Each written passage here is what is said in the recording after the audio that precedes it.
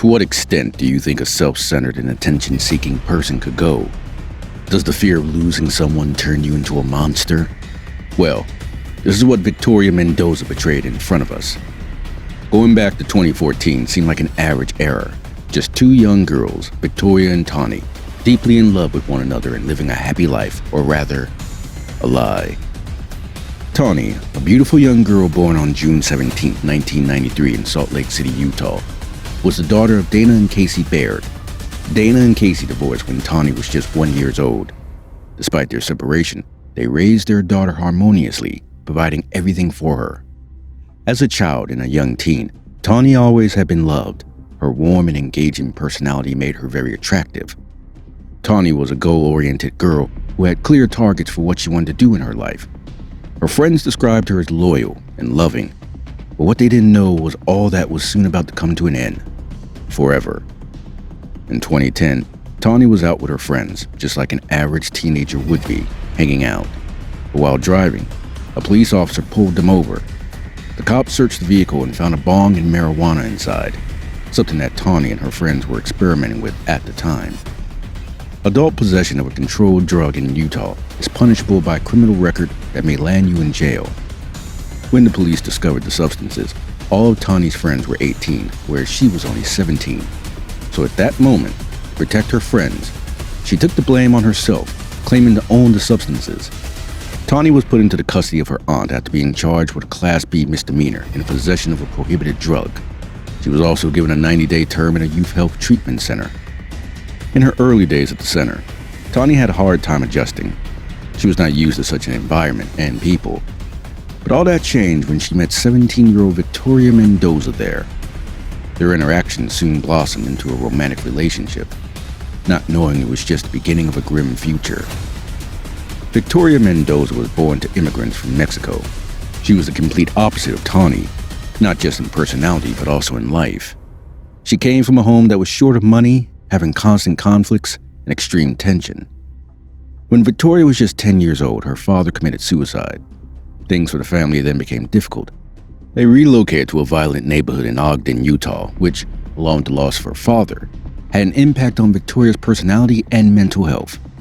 She became a more troublesome person who always fought, occasionally tried to flee the family, and carried blades. Victoria had 8 counts of contempt and 12 bench warrants issued against her 2 years before meeting Tawnee. Tawnee was drawn to Victoria because of her tough girl persona and street smarts, which gave her a certain attractiveness among teenagers. Apart from her roughness, the two girls' shared love of music was what actually cemented their bond.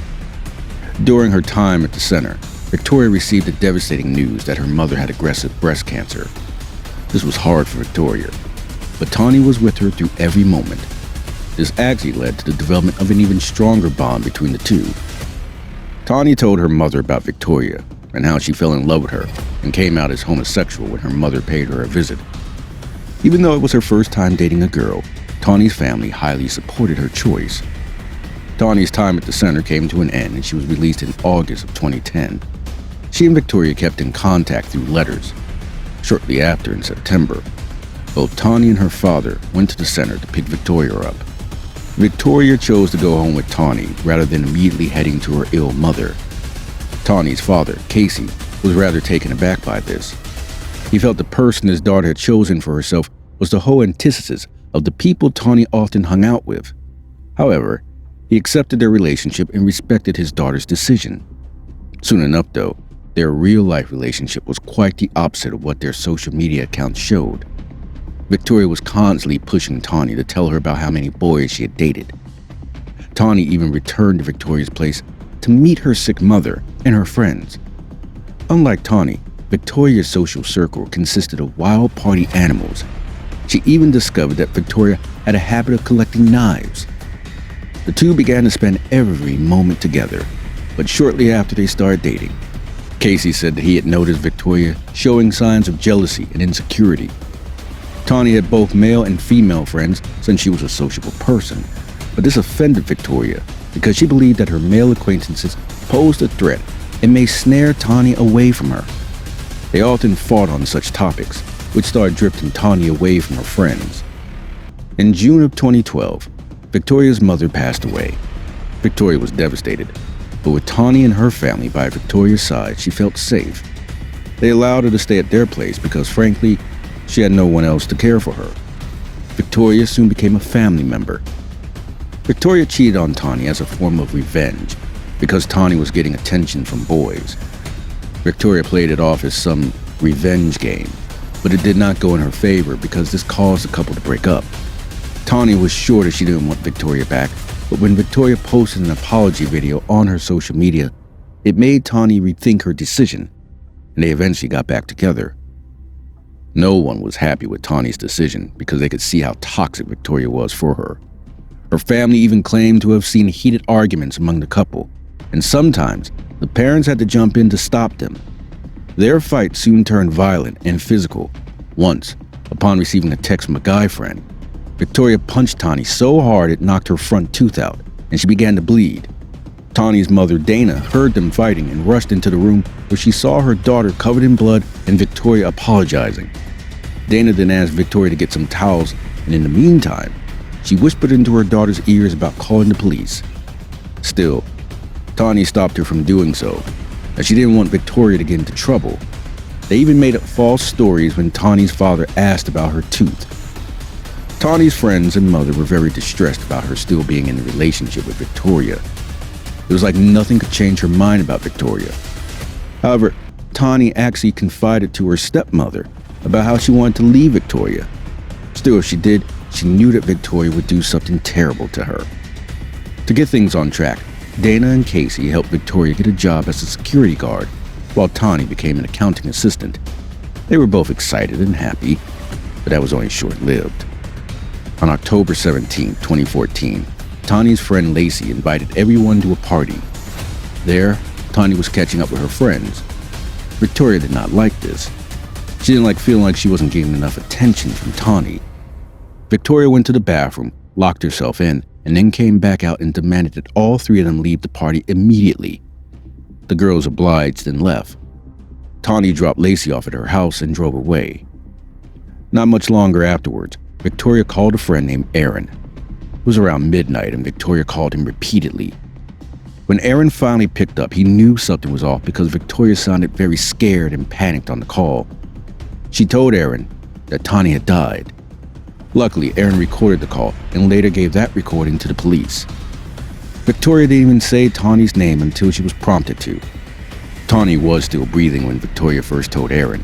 When he urged her to take Tawnee to the hospital, she told him that she had died. A friend of hers then called 911 and reported the murder of Tawnee. Even after all this, the only thing that Victoria was concerned about was what people would think of her. Around 1 a.m. on October 18, 2014, the Ogden Police Department received a report, and deputies were sent to a parking lot on East Avenue in West Ogden, Utah. The vehicle was parked in the Ogden Church's parking lot.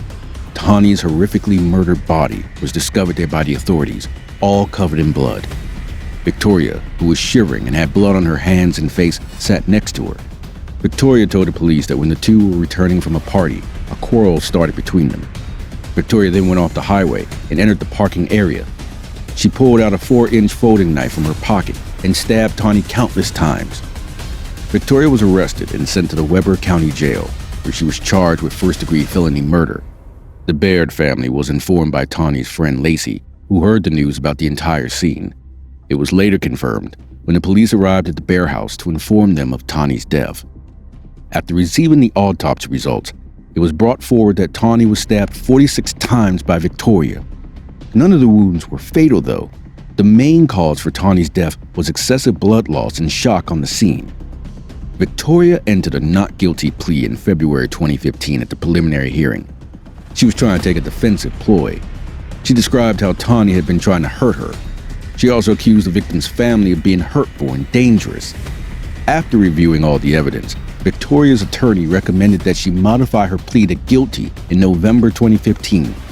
However, the prosecutor outlined how the full and complete account of the crime scene was withheld. Victoria said she had been driving, but it was confirmed Tawnee was the one actually driving since her injuries were on her right side. Tawnee must have moved spots or was moved, as shown by a swipe of blood. Tawnee's parents begged for a life sentence for their daughter's murder. But the court sentenced Victoria to just 16 years in prison. She was not given a life sentence because the murder was not pre-planned.